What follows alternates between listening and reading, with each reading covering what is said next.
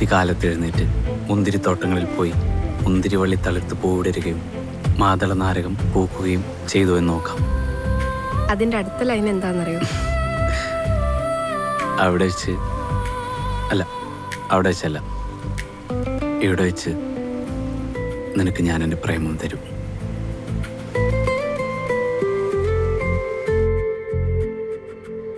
എന്താ മാഷേ?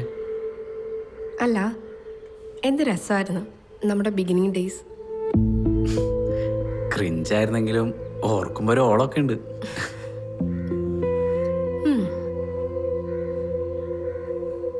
വാ, വീടൊക്കെ ഒന്ന് കാണാം. ആ,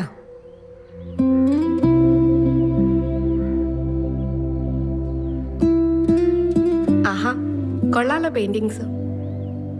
അതൊക്കെ ആദ്യം ഉള്ളതാട്ടോ.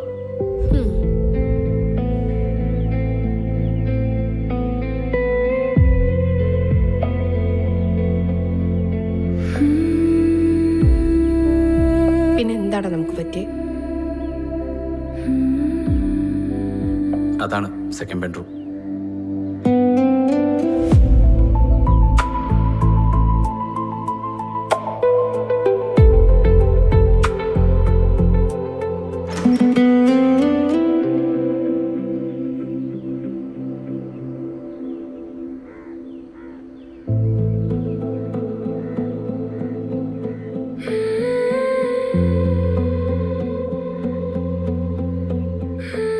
അമ്മ എപ്പോഴും പറയും കണ്ണുള്ളപ്പോൾ അതിൻ്റെ വില അറിയില്ലാന്ന്.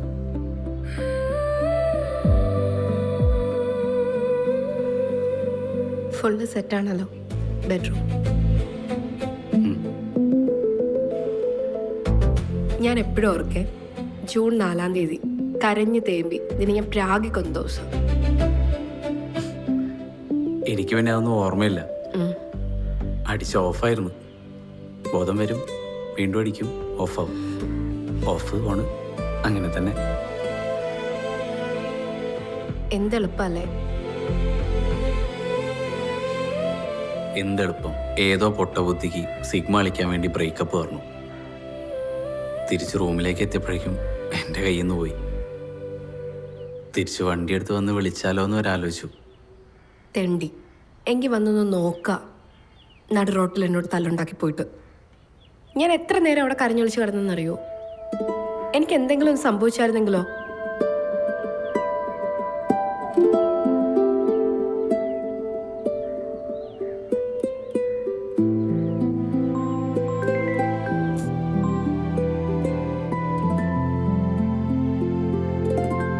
ദുരഭിമാനം.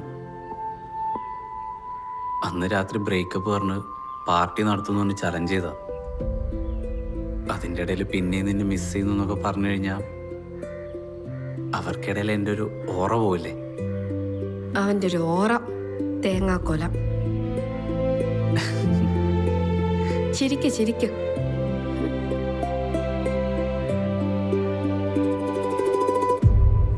ശരിക്കും നിന്റെ പ്രശ്നം എന്തായിരുന്നു?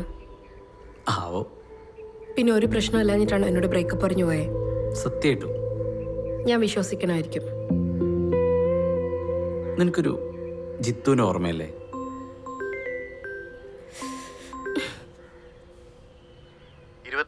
ഒരു 10 രൂപ കുറയല്ലേ? എൻ്റെ പൊന്ന് ചേട്ടാ, ഞാൻ വന്നതേ ഉള്ളൂ. ഈ വീടൊന്ന് കാണട്ടെ, എന്നിട്ട് അങ്ങോട്ട് വിളിക്കാം. ചുമ്മാ. ആ, ജിത്തു. നീ ഇത് ഓക്കെ പറയുന്നവരെ അയാൾ വിളിച്ചുകൊണ്ടിരിക്കും. അത് പോട്ടെ, ജിത്തുവിന് എന്ത് പറ്റി? അത് അവനൊരു റിലേഷൻ ഉണ്ടായിരുന്ന കാര്യം ഞാൻ നിന്നോട് പറഞ്ഞിട്ടില്ലേ? അനാമിക, അങ്ങനെ എന്തോ അല്ലേ കുട്ടിയുടെ പേര്? അതെ, അവരിങ്ങനെ ഹാപ്പിയായി പ്രേമിച്ച് പോവുമായിരുന്നു. എനിക്കാണെങ്കിൽ ഇടയ്ക്ക് അവരെ കാണുമ്പോൾ ചെറിയ ചമ്മലൊക്കെ തോന്നും. ആ, എന്തിനാ? ചമ്മൽ മീൻസ് നീ ഉദ്ദേശിച്ചൊരു ചമ്മലല്ല, നല്ല രസമുള്ള ഒരു ഹാപ്പിയർ റിലേഷൻഷിപ്പ് കാണുമ്പോൾ രസമുള്ളൊരു ചമ്മലല്ലേ അത്. അങ്ങനെ ഇരിക്കുമ്പോൾ പെട്ടെന്നൊരു ദിവസം വന്നിട്ട് അവൻ പറയാം, ഇത് ശരിയാവുന്നില്ല, എനിക്കൊരു സ്പേസ് കിട്ടുന്നില്ല, എപ്പോഴും അവളെ വിളിക്കണം, കാണാൻ പോകണം, അവൻ്റേതായ ഒരു ടൈം കിട്ടുന്നില്ല എന്നൊക്കെ. കുറച്ച് ദിവസം ആ ഒരു പ്രശ്നം അവൻ അങ്ങോട്ടും ഇങ്ങോട്ടും നടക്കുന്ന കണ്ടു. അത് കണ്ടിട്ട് എനിക്ക് ഡ്രോമ അടിച്ച്. സത്യം പറഞ്ഞാൽ അവനേക്കാൾ കൂടുതൽ ഞാൻ പേടിച്ചു. ആ സമയത്ത് നിന്റെ കോൾസൊക്കെ ഞാൻ മനഃപൂർവ്വം ഇഗ്നോർ ചെയ്യാൻ തുടങ്ങിയതാ.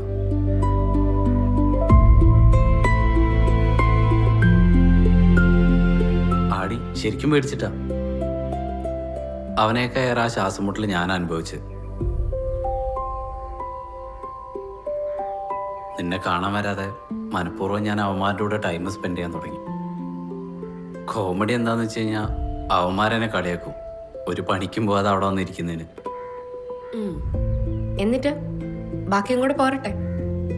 എന്നിട്ട് ആങ്സൈറ്റി അറ്റ് പീക്ക്. ഞാൻ നേരെ വന്ന് നിന്റെ അടുത്ത് ബ്രേക്കപ്പ് പറഞ്ഞു. ബെസ്റ്റ് മോതൊരു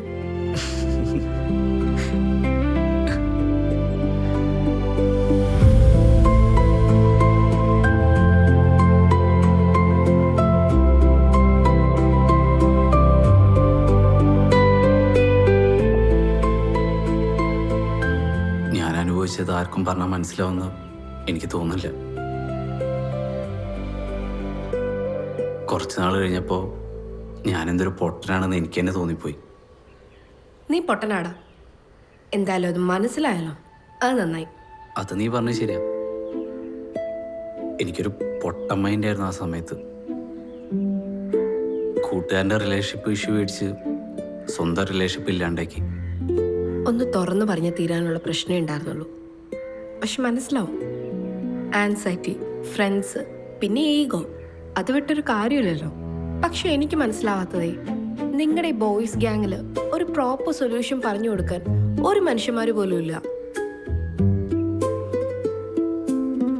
എടാ, നീ അവളോട് പോയിന്ന് സംസാരിക്ക. വെറുതെ ഇവിടെ ഇരുന്ന് ഇങ്ങനെ തലച്ചൂടാക്കാതെ. അങ്ങനെ ഒരു വാക്ക് എന്നാ നീ പോയി ബ്രേക്കപ്പ് ആയിട്ട് വാ. രാത്രി ജവാൻ, പിന്നെ നല്ല 2 തള്ളും. എല്ലാവരും അങ്ങനെയല്ല കേട്ടോ. അങ്ങനെ അല്ലെങ്കിൽ പിന്നെ എന്ത് വന്നില്ല സംസാരിക്കാൻ.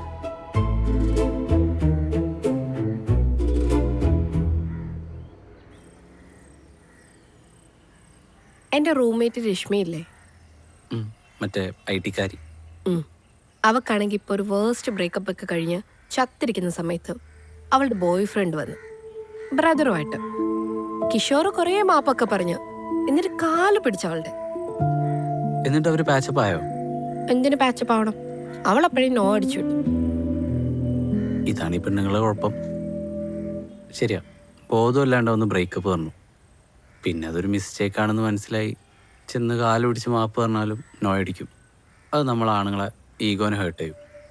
എന്ത് mistake? At A time 3 relationship ഉള്ളതാണോ മിസ്റ്റേക്ക്? ഞാൻ ഉദ്ദേശിച്ച ആങ്സൈറ്റിയാണ്. അമ്മേ, അറ്റ് എ ടൈം 3 റിലേഷൻഷിപ്പോ? അവനൊക്കെ പ്രാന്ത.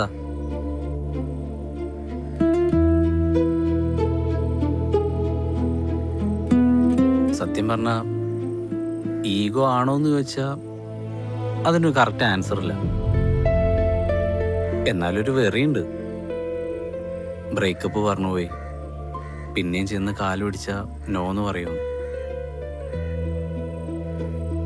അതൊരു ഹേർട്ടാണോ ഇൻസൾട്ടാണോ എന്നുള്ള എനിക്ക് ക്ലാരിറ്റി ഇല്ല.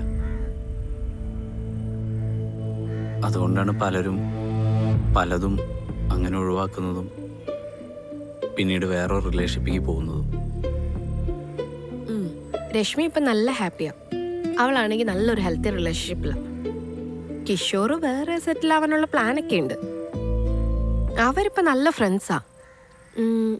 നല്ല ഫ്രണ്ട്സ് എന്ന് പറയാൻ പറ്റത്തില്ല, ബട്ട് ഗുഡ്.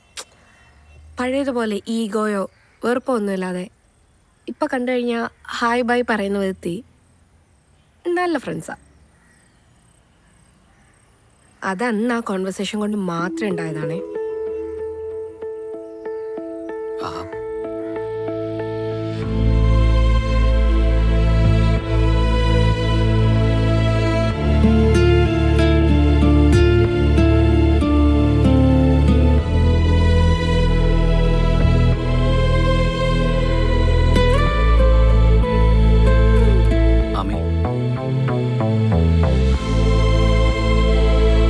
സോറി.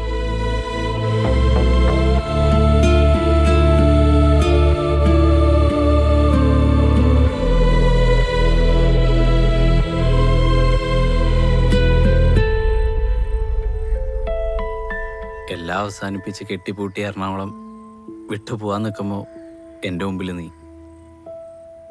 വാതിൽ തുറന്ന് നിന്നെ കണ്ടപ്പോൾ ഒരുതരം തരിപ്പായിരുന്നു എനിക്ക്.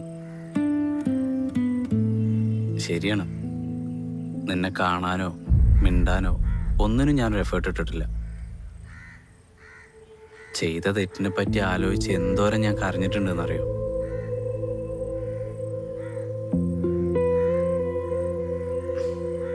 നിന്നോട് ചെയ്തതിനൊക്കെ മാപ്പുണ്ടോന്നൊന്നും എനിക്ക് അറിഞ്ഞൂടാ. ഞാനതിന് ജസ്റ്റിഫൈ ചെയ്യുമല്ല. സത്യം പറഞ്ഞാൽ അന്നൊന്നും എനിക്കിതിൻ്റെ വില അറിയില്ലായിരുന്നു.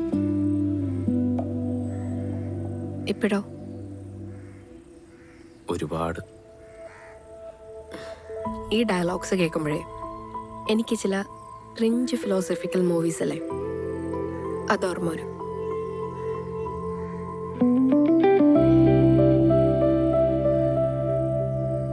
കണ്ണ് തിരിച്ചു കിട്ടിയ അതിന്റെ വില പിന്നെയും പോകും. കണ്ണില്ലാത്തവ മരിച്ചിട്ടില്ല എന്നേ ഉള്ളൂ. പക്ഷെ ഇനി എനിക്ക് മരിക്കണ്ട, കണ്ടുകൊണ്ട് ജീവിക്കണം.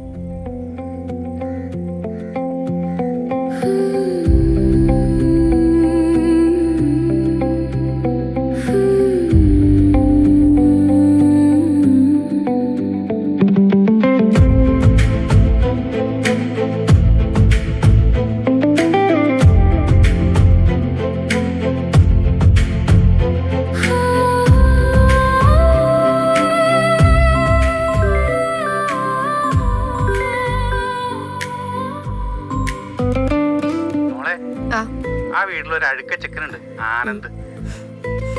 അമല്. ആ, അവന്റെ കുറച്ച് സാധനങ്ങൾ അവിടെ ഉണ്ട്. അപ്പൊ അത് എടുക്കണം എന്ന് പറയണ്ടായിരുന്നു. അവൻ വരുവാണെങ്കിൽ മോള് മിണ്ടാനൊന്നും നിൽക്കണ്ട, അഴുക്ക ചെക്കനാ. ഓക്കെ, പിന്നെ എനിക്ക് ഈ വീട് ഇഷ്ടപ്പെട്ട് അഡ്വാൻസ് ചെയ്യാൻ ഇട്ടേക്കാമേ. ഓക്കെ മോള്, ശരി എന്നാ. ശരി. കള്ളക്കളവൻ. പിന്നെന്താ? അതെ, എന്നോട് ക്ഷമിച്ചൂടെ? പൊറുക്കാൻ പറ്റാത്ത തെറ്റൊന്നുമല്ല ചെയ്തേക്കുന്നത്. പക്ഷെ എന്ത് തേങ്ങയാണെങ്കിലും അത് തുറന്നു പറയാനുള്ള മനസ്സ് കാണിച്ചാൽ മതി. അതിന് തല പോകുന്ന കേസാണെങ്കിൽ പോലും. യെസ്, അത് ഉറപ്പ്.